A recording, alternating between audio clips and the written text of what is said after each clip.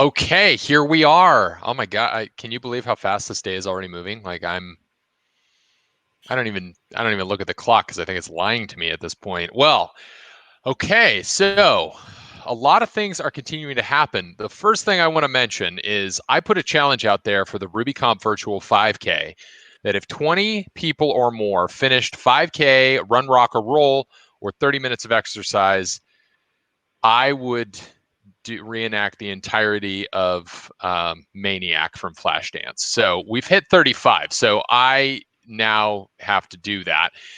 So I've got some preparation to do. Yeah, I got some preparation to do. Anyway, so here we are. I want to introduce Eileen. Eileen Uchitelle is one of the big staples inside the Rails and Ruby community. If you've not been familiar with Eileen before, a lot of her talks are really dive deep into the inner workings of a lot of the frameworks that we have known and come to love and appreciate. And so I want to introduce Eileen to the stage.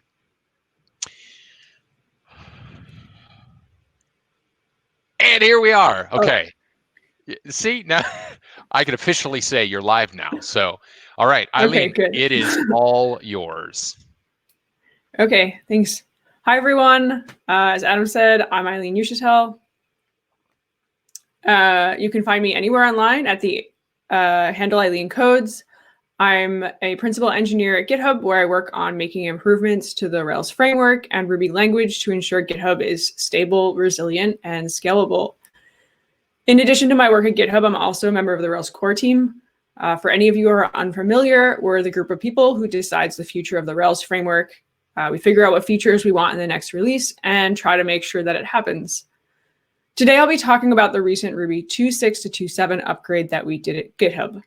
We'll dive into why this upgrade was particularly difficult, the processes that we used to make sure the upgrade happened as efficiently as possible, how we deployed our upgrade, and lastly, what we're doing to make sure the next Ruby upgrade is better for everyone. Most importantly, I hope to dispel the myth that upgrading your application is inherently high risk. The GitHub application was born in 2007 using Rails 1.2 and Ruby 1.8. Sometime in 2009, GitHub decided to fork both Rails and Ruby. This was a decision that seemed simple in the beginning. The team didn't need to alter the existing code to work with the framework and language changes. They didn't need to deal with bugs in Rails or Ruby, and they didn't need to stop building new features.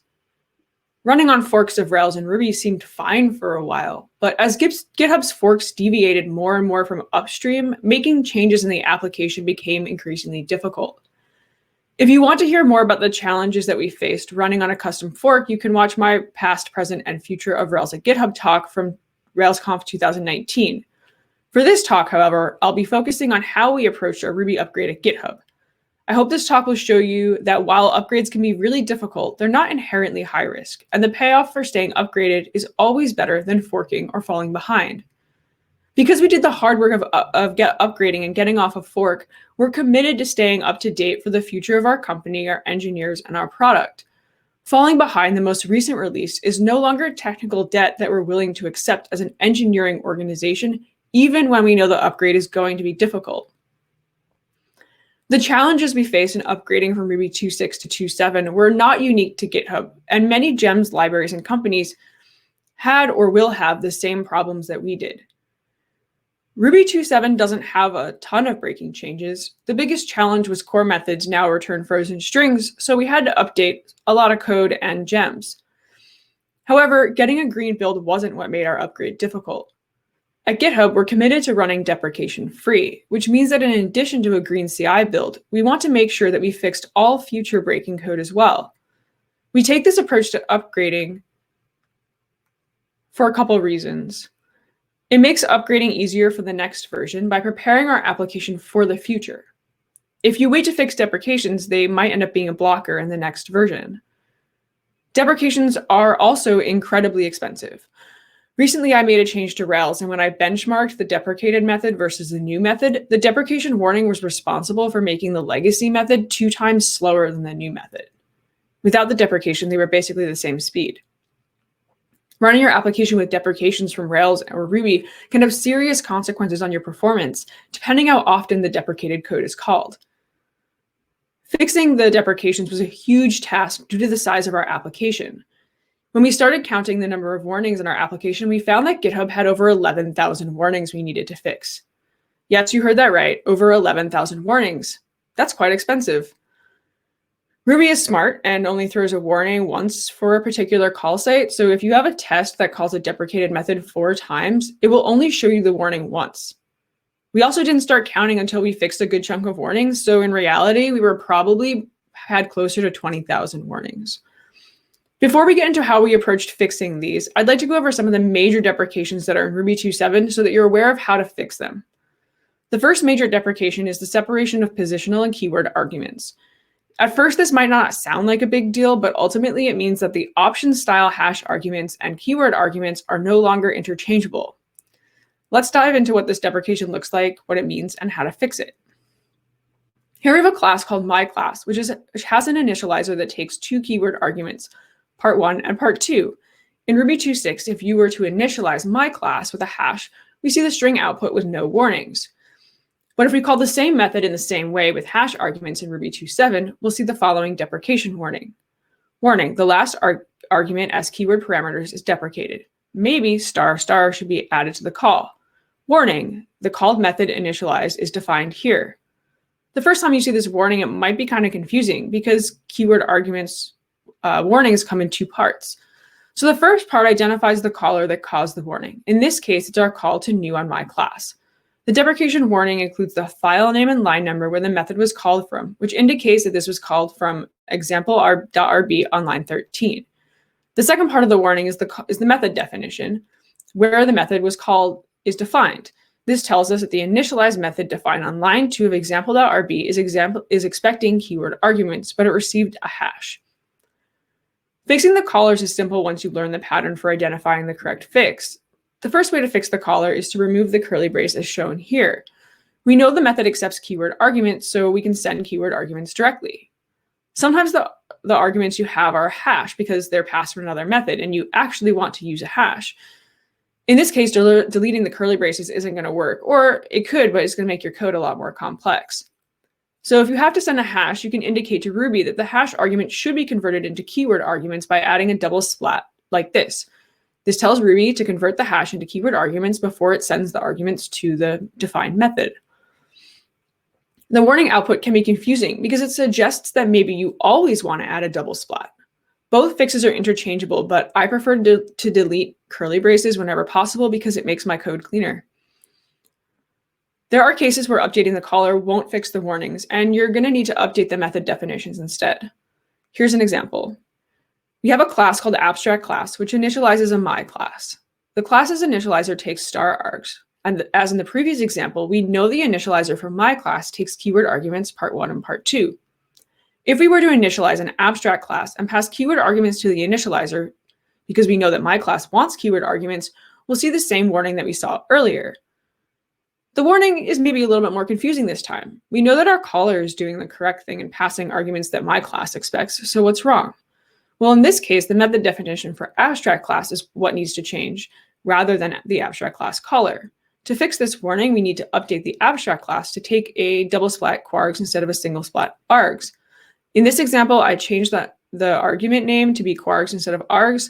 This isn't necessary at all for Ruby to work, but it's a good pattern to signal to other engineers looking at this code in the future what abstract class initializer is actually expecting. The 3 cases that we looked at already are relatively simple to fix.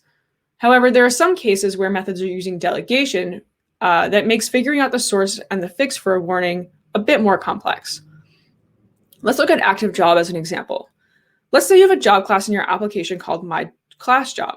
The perform later method in myClassJob takes keyword arguments. In Ruby 2.6 and below, this worked fine, even though the perform later definition takes *args. However, in Ruby 2.7, this is of course going to throw a warning. In active job, we can't just fix this by changing the arguments accepted by perform now because we could break existing jobs. If jobs are queued on Ruby 2.6 and run on Ruby 2.7, which is often the case while deploying an upgrade, changing how arguments behave can have serious consequences. In order to fix this so that jobs can use either style of arguments, Rails implemented Ruby 2 keywords on the perform later method to avoid the warning. Active job is fixed in Rails 6.0 and 6.1, so you shouldn't have to change any of your job code if your app is using keyword arguments. However, there is one tricky thing left with delegation. If you have a job that is using a single hash when it expects keyword arguments, the warning will incorrectly indicate that the caller is in Rails. You can see here that we are passing a hash to our perform later, even though we know it expects keyword arguments. The warning from the warning from Ruby is telling us that it's coming from Rails, even though we know that Rails is fixed. So we had quite a few of these at GitHub. So we actually made a monkey patch that would allow us to see the entire stack trace for tricky cases like this. We're going to take a look at the monkey patch later on in this talk to show you how we were able to find the correct caller to fix. Another deprecation that we hit a fair amount in our application was the URI method deprecations. In Ruby 2.7, methods on URI like encode, decode, escape, and unescape are deprecated. The funny thing is about these deprecations is they've actually been deprecated for like 10 years, but the deprecations were silent, so everybody was still using them. The warning for these is pretty clear. These methods are obsolete. URIs are composed of multiple parts, and you might not want to escape or encode them all with the same approach. For this reason, there isn't a direct replacement for URI in Ruby. Fixing this warning will require you to investigate what your use case is and find a replacement that meets your requirements. One fix you can use is replacing URI with addressable URI. In this example, addressable and URI are interchangeable. However, there are some major differences between these two callers. One is that addressable URI will reject and raise an invalid URI error if the URI includes invalid characters. This isn't problematic if you've been validating URI parts from your users, but if you haven't and you allowed, and a disallowed character snuck in, you'd start seeing errors in your application after replacing these calls. If this doesn't work, you may need to use something like CGI and escape. But as you can see, this method will encode all the characters, so its behavior is quite different from URI's behavior. There is no 100% equivalent drop-in replacement for the URI method, so it's important to have good tests around your callers in your application to make sure you're implementing the right solution. If none of these solutions work for you, you might have to implement a custom parser. Now that we've dove into some of the warnings that you'll need to fix, you're probably wondering how GitHub approached fixing 11,000 warnings. That's quite a lot of work to do. In the next section, we're going to dive into the processes and tools that we use at GitHub to make our upgrade as smooth as possible. If you have a large application like GitHub, it doesn't make sense to use a long-running upgrade branch due to the number of merge conflicts that you're going to have to deal with. To solve that problem at GitHub, we use a dual booting approach that allows us to switch which version of Ruby our application is using. We also use this process for Rails upgrades. We set our Ruby version in a config file, which takes the SHA of the Ruby version that we want to build from. We then use Ruby next envar to switch Ruby versions. This envar allows us to run any command with the new Ruby version like Rails server, Rails console, or Rails next. The only catch is that the first time you run it, you have to wait for Ruby to compile. This approach makes it easy to switch back and forth between versions to verify changes, make sure that the change works in both versions, and generally makes debugging and fixing warnings a lot easier. In addition to running 2 versions of Ruby for local development and testing, this also allows us to add CI to test multiple Ruby versions. This CI build can be run manually with a Slack command, as shown here, or it can run automatically on push to the code base. Using a build like this helps to ensure that regressions aren't introduced by other teams writing new code. It reduces friction and allows engineers working on the upgrade to focus on existing problems instead of feeling like they're playing whack-a-mole.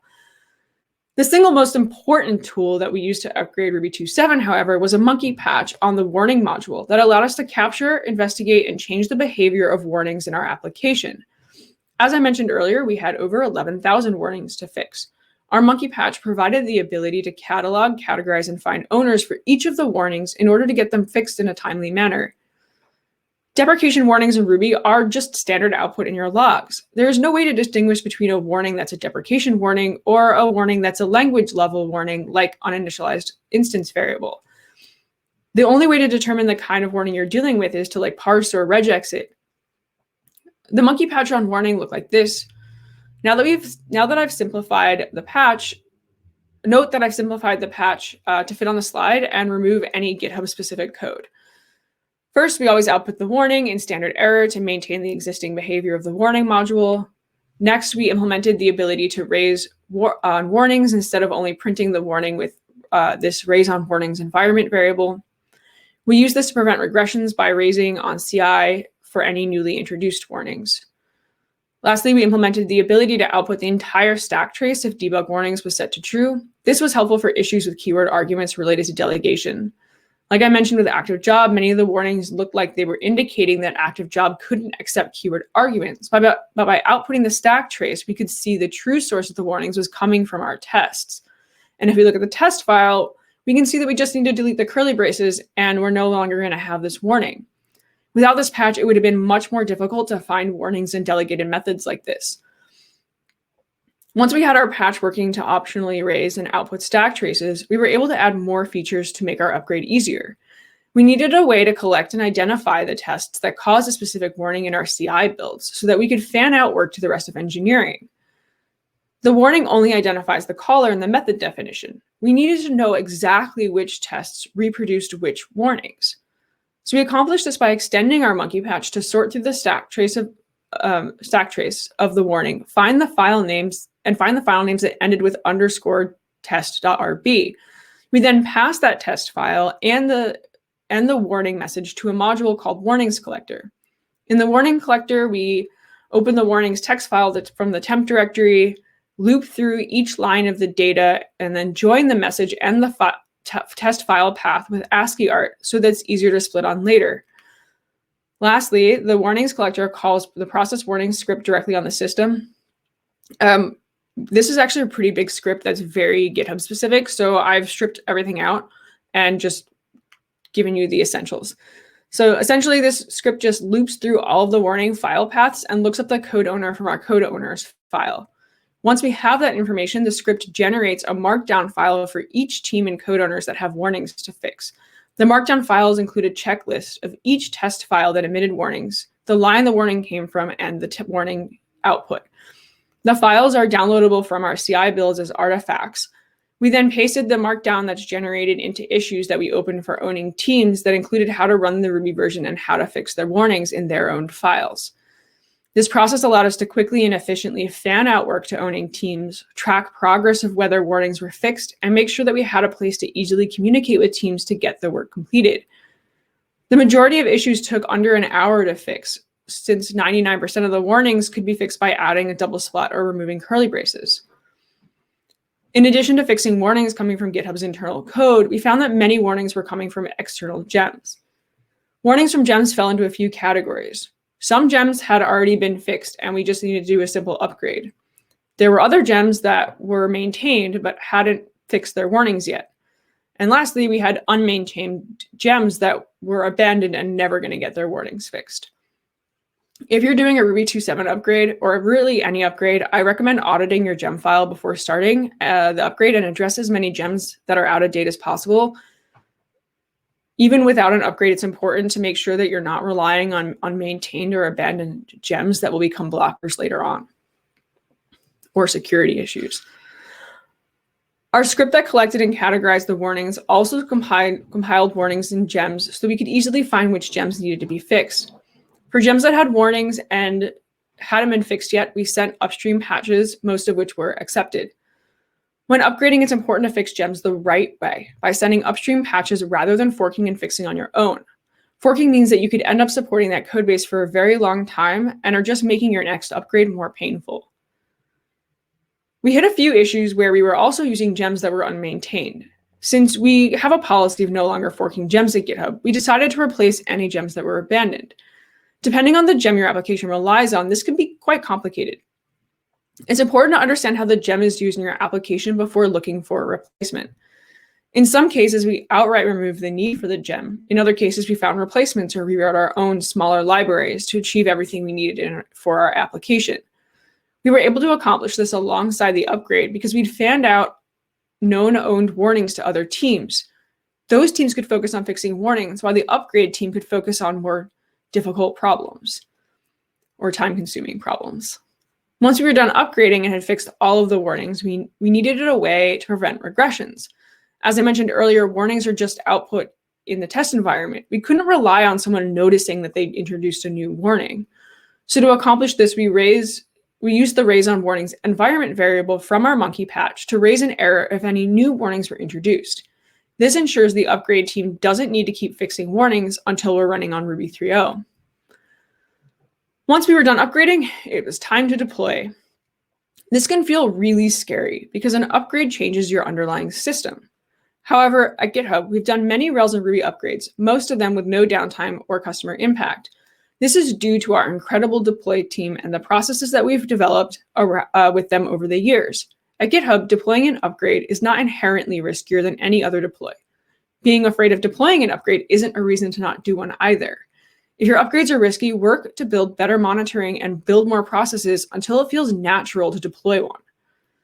The most important thing that builds confidence in deploying an upgrade is the dual boot process because it allows us to make small incremental changes to our code base. We can make changes and merge them to the main branch over time, so when we finally switch versions, we end up with a smaller diff for the final deploy.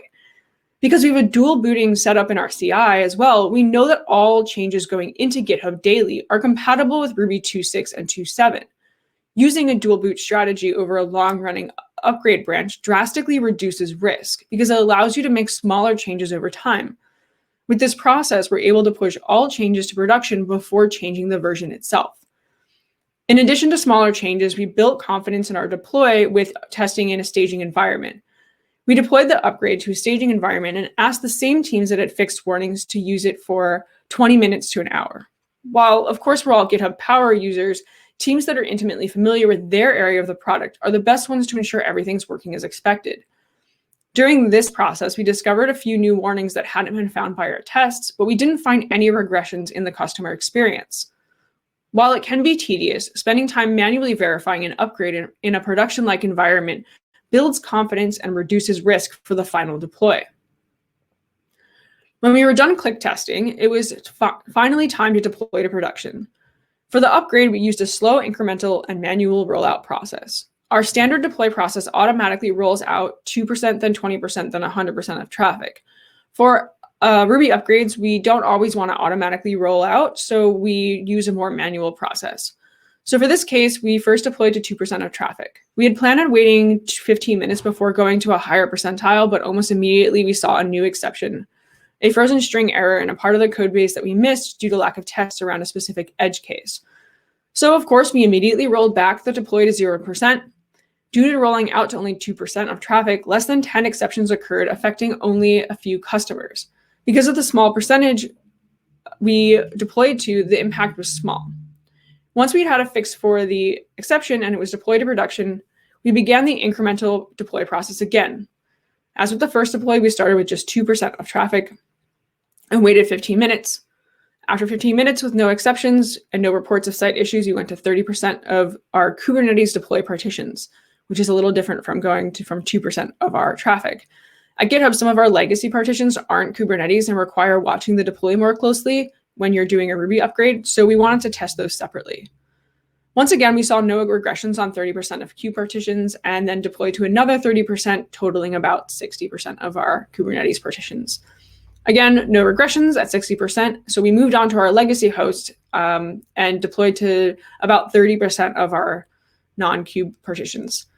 Deploying new Ruby versions to these can take up to 15 minutes, which is why we started a deploy process on the other ones. We knew they were faster, so we could roll back if there was an issue.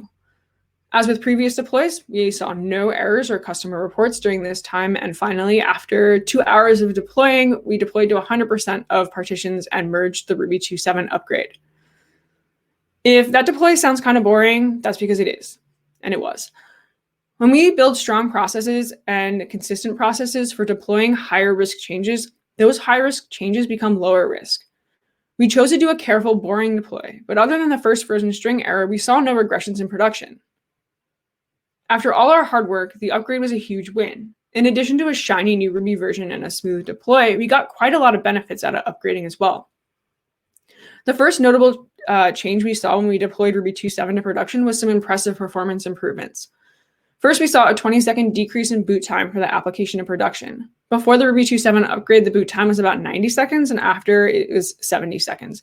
Note this is production boot time, not development boot time. While this doesn't affect application performance, faster boot time makes deploys faster, which gets changes to all our customers faster and contributes to a better deploy experience for our engineers. This significant decrease in boot time was partially due to John Hawthorne's optimization to Ruby that avoids revisiting and clearing the method cache multiple times. In addition to faster boot time, we also saw a decrease in objects allocated at boot time.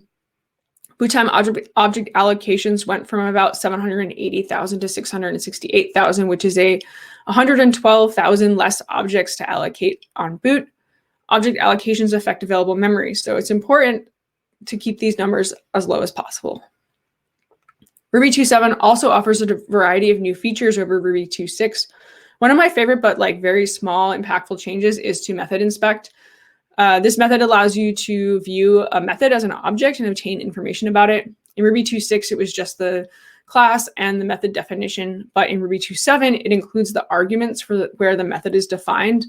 I actually used this feature during the 2.7 upgrade to track down a method signature in Capybara that I was having trouble locating and understanding what it actually wanted. This simple change makes using method inspect much more useful. Another great improvement in Ruby 2.7 is the new IRB interface. IRB now supports multi-line editing. We can see here we can go up to our initializer and add a exclamation point. It also has autocomplete. We see we have 2enum or 2s, and if you keep going, you can actually see the documentation for 2s right in IRB. Lastly, as you noticed in the code, it's all color-coded, which makes it easier to read and use. A look at Ruby 2.7's features wouldn't be complete without mentioning manual GC compaction written by Aaron Patterson. GC compaction is the ability for the language to defrag a fragmented memory space. This makes your programs faster because a Ruby program doesn't need to look as far for objects in memory. If you want to try out manual GC compaction, simply call gc.compact. If you missed it, be sure to catch Aaron's talk on the automatic GC compaction that will be available in 3.0, which is even better because you never have to call this method. Ruby just does it for you. Keeping our application upgraded at GitHub doesn't just improve performance and give us new features. One of the reasons that we upgrade is so that we can work on making Ruby even better. We've been using Ruby since 2008, and we're now committed to ensuring that we not only stay up to date, but we fix problems in the language that we experience firsthand. GitHub is one of the largest Ruby applications in the world, but our problems at scale are not unique to GitHub. I always try to remind engineers that Ruby is open source. If you don't like how it works, change it. When we experience problems in our language or framework, instead of working around them or lamenting that it just kind of sucks, open an issue, start a dialogue, send a PR. During our upgrade, I found that working with deprecation warnings was incredibly tedious. There was no programmatic way to ask a warning what type of warning it was. To an application, there isn't a difference between an application level warning like uninitialized instance variable and a deprecation warning. However, to an engineering team, there's a huge difference. The deprecation warning is behavior that eventually will be removed from the language, so fixing those deprecations is much more important than fixing an uninitialized instance variable. When we were done with our upgrade, I started to wonder if there was a way that we could improve warnings in Ruby. So earlier this summer, I worked with Aaron Patterson to add an upstream fix to Ruby warnings, which exposed a warnings category on each of the warnings. Ruby already had warning categories that allowed you to filter out warnings like this. However, this was basically the opposite of the behavior that we wanted. We didn't want to be able to filter out warnings. Instead, we wanted to know what kind of warning we had so that we could change the behavior of the application based on that type. In order to accomplish this, we exposed those existing categories on each of the warnings themselves. If you're interested in the PR, here it is on GitHub. It's a simple change, only about 54 new characters, but it's a change that should make interacting with deprecations in Ruby 3.0 and beyond a bit easier. With this change, we're able to check the warnings category and change behavior based on that category in our application. This allows us to always raise for any warning that's categorized as deprecated while maintaining the original behavior for all other warnings. By doing this, we're able to have the deprecated behavior mimic Ruby 3.0 while we're still running on Ruby 2.7. The category feature allows us to interact with warnings on a more specific level. Previously, we needed a regex to figure out which type of warning we had, and that's going to get expensive pretty quickly. This makes it much easier to find out what you're dealing with. If all of the features and bug fixes and performance improvements and future improvements to Ruby aren't enough to convince you to update, then hopefully this will. Nothing makes an upgrade harder than waiting. The right time and the best time to do an upgrade is today. It's not going to be easy, but it's an important part of making sure your application stays secure and running smoothly. Also, GitHub's running on Ruby 2.7, so you can too. I hope this talk has shown you how upgrades can be low risk and are always worth the engineering efforts to complete them. I hope to see you all next year in person. Thank you, and I hope you have a great rest of your RubyConf. And thank you to all the organizers for all your hard work making this conference run remotely.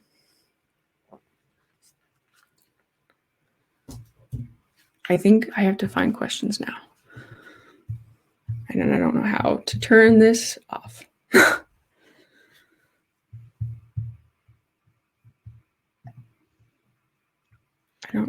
Okay. Am I still sharing my screen? You are not. No. Great. Awesome. Okay. So I answer the questions that are in the... Yeah, do you see the questions, the Q&As that are down there? I could help you. One question that came through is, what was the process for dual booting?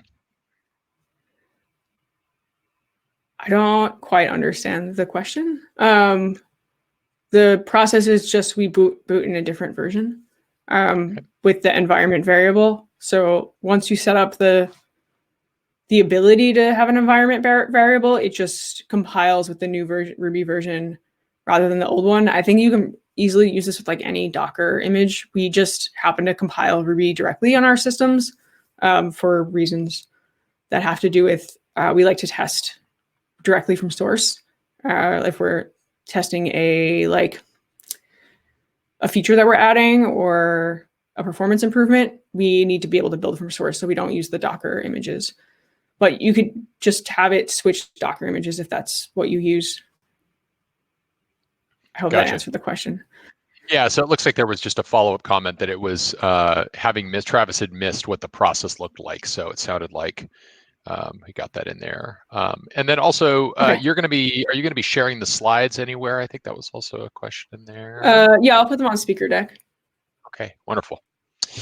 And then another one is, how quickly will GitHub try to move to Ruby 3? And can we have this talk again when you do that? Well, my hope is that someone else at GitHub will do the upgrade. And they will give a talk. But actually, we're the team that helps do that work is got the build green as of when it was 2.8. So we had some stuff we needed to fix. So now it's upgrading gems that aren't yet accepting 3.0. So we're trying to get ahead this time.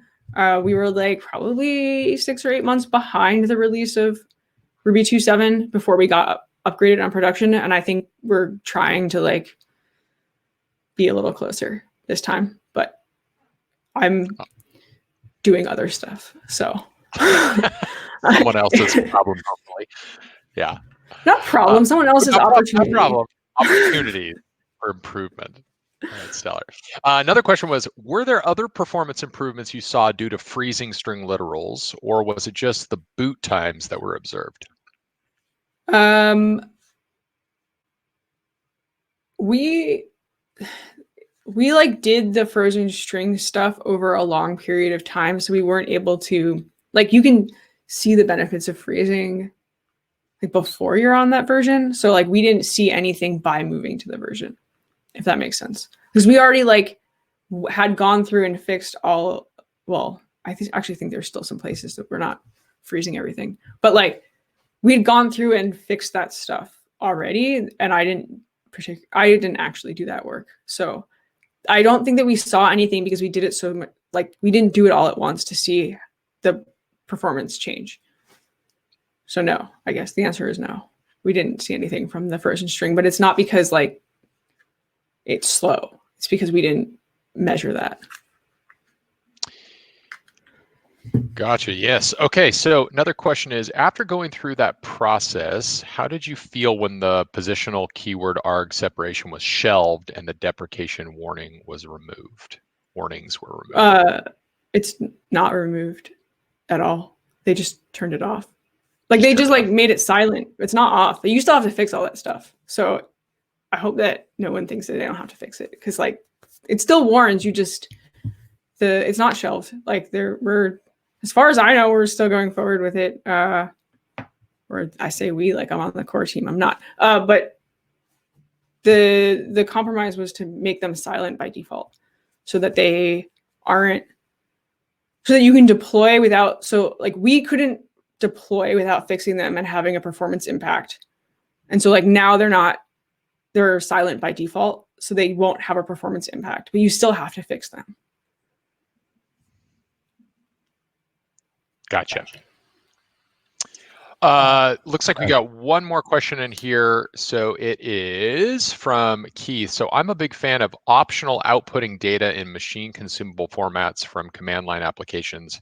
How much might that have helped you? And how difficult do you think this would be to implement in the Ruby interpreter?